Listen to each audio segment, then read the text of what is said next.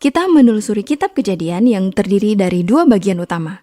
Bagian pertama dimulai di sebuah taman di mana kita bisa melihat kemanusiaan runtuh oleh tindakan menghancurkan diri sendiri. Kisah itu berakhir di Menara Babel di mana manusia-manusia pemberontak diserakkan oleh Allah. Lalu bagian kedua dari kitab Kejadian menyoroti dan berfokus pada satu keluarga. Dan tepat di tengah-tengah, ada kisah yang menghubungkan dua bagian utama kitab Kejadian ini yang membantu kita memahami isinya. Jadi, bagaimana kita beralih dari Menara Babel sampai kepada kisah yang ada di tengah?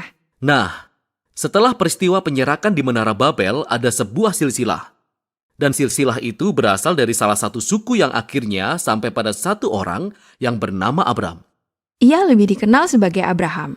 Allah mulai membuat janji-janji kepada Abraham, seperti Allah akan memberkatinya dan memberinya banyak anak. Allah juga berkata bahwa melalui Abraham dan keluarganya, seluruh bangsa di dunia akan menemukan berkat Allah. Jadi pada dasarnya, Allah sedang mencoba untuk memulihkan kondisi manusia seperti sedia kala, waktu masih berada di Taman Eden, dan mengembalikan manusia kepada tujuan awalnya bagi dunia. Itu seperti rencana penyelamatan kemanusiaan. Itulah sebabnya seluruh bagian kedua dari kitab Kejadian adalah tentang satu keluarga ini. Jadi ada Abraham yang kemudian memperanakkan Ishak, Ishak memperanakkan Yakub, Yakub memiliki 12 anak. Dan kepada setiap generasi, Allah memperbarui janjinya untuk memberkati mereka dan seluruh dunia melalui mereka. Dan karena janji untuk memakai keluarga ini untuk menyelamatkan dunia, maka cukup mudah untuk membaca kisah ini sebagai contoh bagaimana menjadi orang yang baik. Namun sebenarnya, dalam banyak hal keluarga ini tidak menjalankan fungsinya dengan baik. Sebagai contoh, mari kita lihat kisah Abraham. Seluruh kisah ini adalah tentang bagaimana Allah memberi Abraham dan istrinya Sarah sebuah keluarga.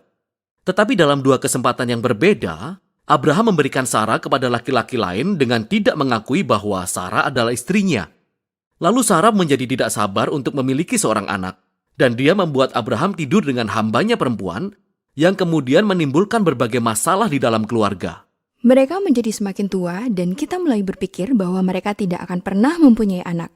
Tetapi secara ajaib, akhirnya mereka memiliki anak. Ialah Ishak. Ishak mempunyai dua anak laki-laki yang bernama Esau dan Yakub. Dan sepertinya semua hal berjalan dengan baik. Tetapi Yakub, anak yang lebih muda, menginginkan warisan keluarga yang sebenarnya merupakan hak Esau, anak yang lebih tua. Lalu Yakub merancang sebuah rencana di mana dia akan mencuri warisan itu dari ayahnya, Ishak, yang ketika itu sudah tua dan buta. Mana ada orang yang melakukan itu? Buruk sekali. Mencuri dari ayahnya yang buta. Ya, dan Yakub melakukannya. Lalu Yakub di kemudian hari memiliki 12 anak laki-laki. Keluarga besar.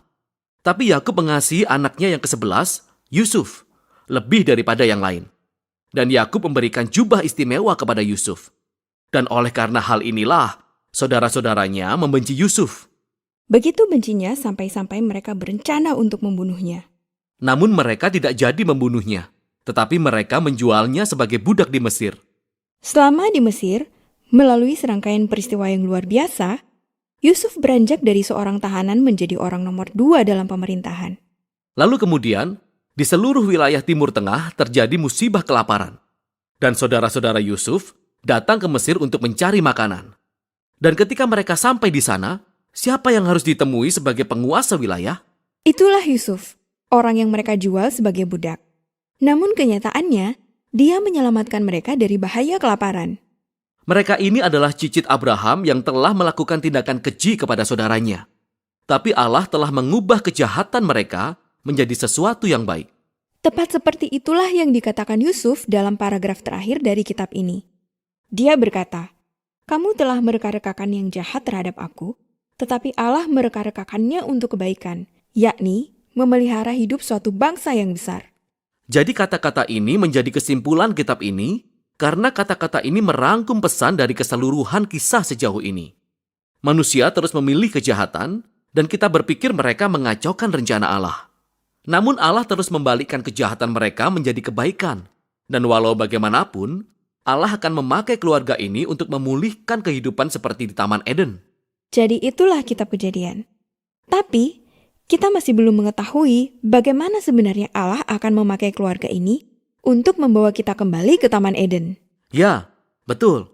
Tapi ini baru kitab pertama saja. Kitab-kitab selanjutnya dirancang untuk menjawab pertanyaan ini.